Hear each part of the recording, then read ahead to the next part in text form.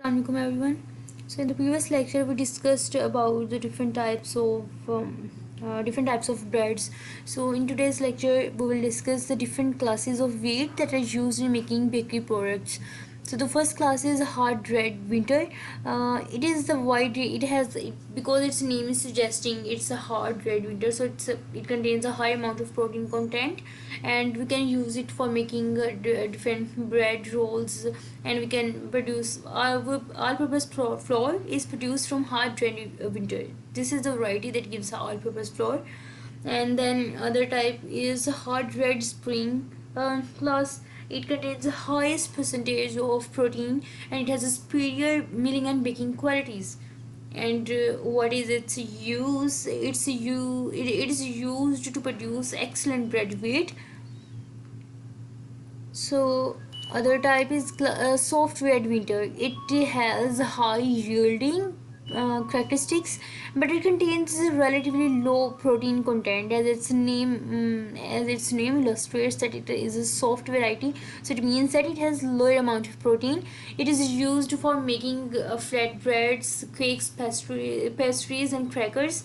So other type is a hard white winter. It has a sweeter flavor, milder sweeter flavor than red wheats, equal fiber and milling properties, but it differs in color genes. So we use it to bake different tortillas, different yeast breads. And other class is a soft white winter. It is the same as its hardness is same as that of white winter. It has low protein content, high yielding characteristics, and we use it to make cakes, crackers, and snack foods. These are its uses. So other variety is the durum. Other class is the durum variety. It is the hardest of all wheats. So we use it to make semolina flour for pasta production. We can make vermicellis, macaronis from this type of class. So we will discuss what are the bread ingredients. The basic ingredients that are required for the bread production are flour, yeast, salt, and water. So these are the ingredients that are the basic ingredients that are required for the bread production. But beside that we can add other ingredients like fat, sugar, oxidants, and enzymes, additives to protect it against molds, to give it different characteristics to the bread, to give different characteristics, different features to the bread. We can add other ingredients. It depends upon us. It depends upon the industry requirements. It depends upon the customer, or all of these factors. So each of the ingredient that we add, it performs a special function in the production of bread loaf. So this is the first ingredient that we are going to discuss.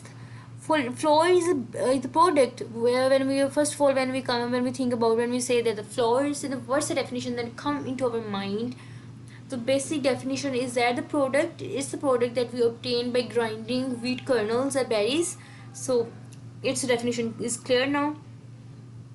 The major structural component, it is a major structural component that retains the gas that is produced during the fermentation process.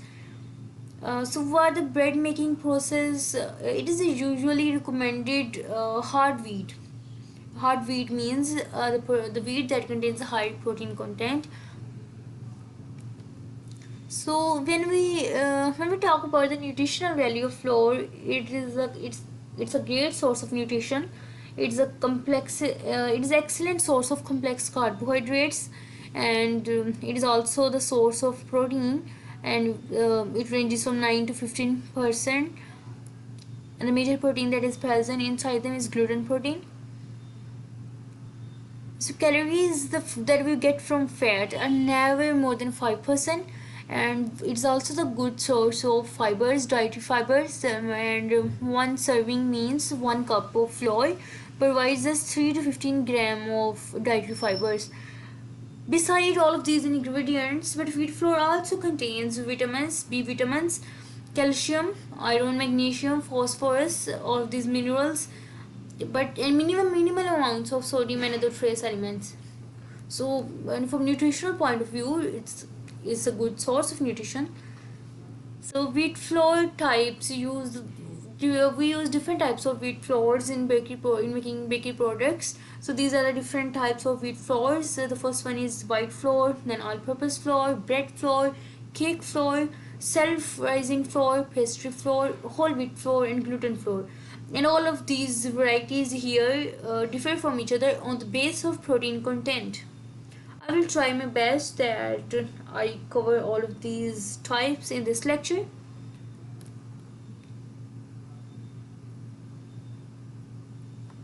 But if I miss any of them, then we will discuss the remaining in the next lecture. So the first one is white flour. It is finely ground endosperm of the wheat kernel. In the previous lectures, we discussed that the wheat kernel is made up of the basic three ingredients: bran, endosperm, and germ. So the major portion of the kernel was endosperm, and that contributes about, I guess, 83%. So this is the flour that we obtain from endosperm. The other type is all-purpose flour. It is also white flour that is made from hard wheats, a blend of hard and soft wheat. So hard means, I'm telling again and again, that a hard wheat means that contains high protein content. So all-purpose flour is usually enriched. Enrichment means it's a process in which we add different ingredients to increase the nutritional value of the product. So we can do the enrichment process with all-purpose flour, and can enhance its nutritional value, and it can be bleached or unbleached. It depends upon us. So bleaching doesn't affect nutritional value. So here protein content is 18 to 11%. The next type is bread flour. It is also white flour, and it's a blend of high protein weights, and has greater gluten strength and protein content than all-purpose flour.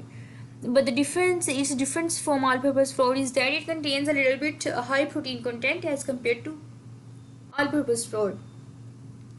So bread flour is milled primarily for commercial bakers. Protein ranges from 12 to 14%. Here, cake flour.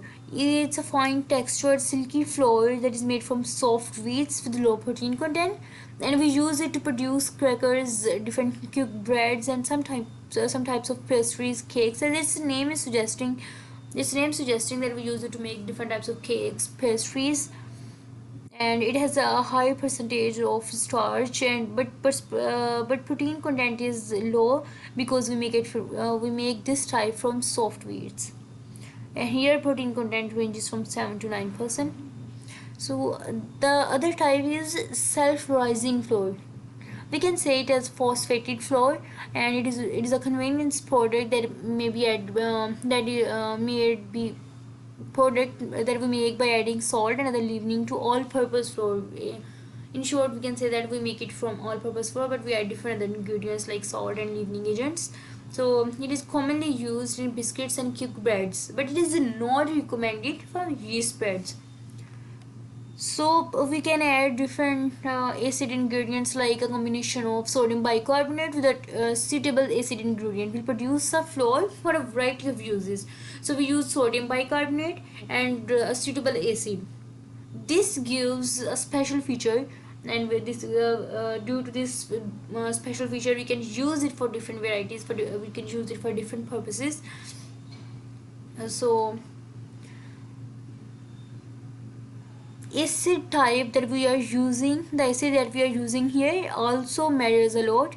So when we change the acid type, the point in the process when the CO2 is evolved, when CO2 is evolved, when the fermentation process is happening, then CO2 obviously CO2 production happens. So when CO2 production happens, then it is evolved. So the point at which CO2 is evolved can be varied by varying the acid type that we use.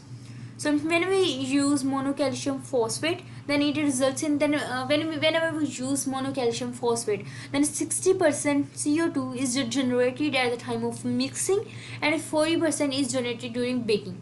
So but when we change the acid, like when we use sodium aluminum phosphate instead of monocalcium phosphate, then 30% CO2 is evolved at the time of mixing and 70% is evolved during baking stage.